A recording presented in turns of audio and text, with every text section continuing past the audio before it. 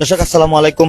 সিলেট সরাসরি সম্প্রচারে আপনাদেরকে স্বাগতম জানাচ্ছি। আমি শহীদুল ইসলাম সবুজ। আমরা দাঁড়িয়ে আছি কোম্পানিগঞ্জ উপজেলার কোম্পানিগঞ্জ থানা বাজারে। আপনারা জানেন যে গতকালকে বিকেল থেকেই কিন্তু দফায় দফায় দুটি গ্রামের সংঘর্ষ চলছিল কোম্পানিগঞ্জ থানা বাজার এলাকায়, এবং কালকে রাত্রে কিন্তু কালকে বিকেল 5টা থেকে কিন্তু রাত 10টা সাড়ে 10টা পর্যন্ত কিন্তু এই দফায় দফায় সংঘর্ষ চলে।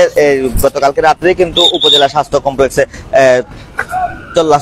40 জনের মতো আহত হয়ে কিন্তু স্বাস্থ্য কমপ্লেক্সে গেছিলেন।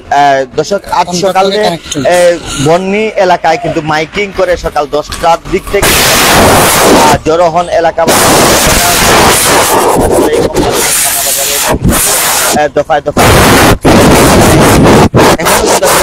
অবস্থা বিরাজ করছে এলাকায়। আসলে যতটুকু বলতে চাই আমরা যে আসলে বাংলাদেশ সেনাবাহিনী, বাংলাদেশ পুলিশ এবং বাংলাদেশ র্যাপিড অ্যাকশন 9 এসে কিন্তু আসলে এই পরিস্থিতি স্বাভাবিক পর্যায়ে এনেছেন, এবং দুই পক্ষকে কিন্তু আসলে দুদিক দিয়েই কিন্তু আসলে সরিয়ে দিয়েছেন, এবং থানা বাজার এলাকায় কিন্তু এখন বাংলাদেশ সেনাবাহিনীর কিন্তু আসলে অবস্থান রয়েছেন, এবং তারা কিন্তু আসলে পরিবেশ শান্ত করার জন্যই কিন্তু আসলে কাজ করে যাচ্ছেন। এমনটাই কিন্তু আপনারা আসলে আমাদের স্ক্রিনে দেখতে পাচ্ছেন।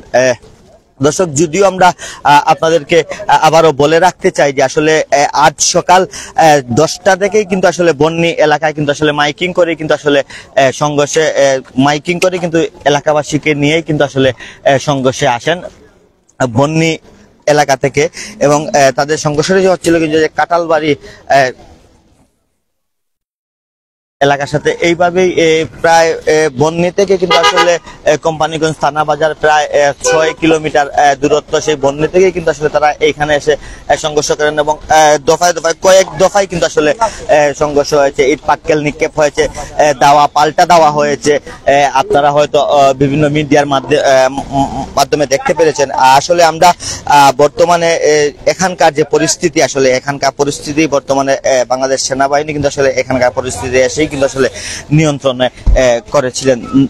নিয়ন্ত্রণে নিয়েছেন, এবং নিয়ন্ত্রণে রাখারও চেষ্টা করছেন, এবং আসলে আশেপাশে কিন্তু আসলে জনসাধারণকে কিন্তু আসলে বাংলাদেশ সেনাবাহিনী রাস্তায় উঠতে দিচ্ছেন না, এবং সংঘর্ষ এড়াতে কিন্তু আসলে তাদেরকে সরিয়ে দিচ্ছেন। দর্শক, এই ছিল আমার কাছে কোম্পানিগঞ্জ থানা বাজার থেকে সর্বশেষ খবর। পরবর্তীতে আবারও কোনো খবর নিয়ে আপনাদের সাথে সংযুক্ত হব। ততক্ষণ আপনারা ভালো থাকুন, সুস্থ থাকুন, সিলেট সাথেই থাকুন। আল্লাহ হাফিজ।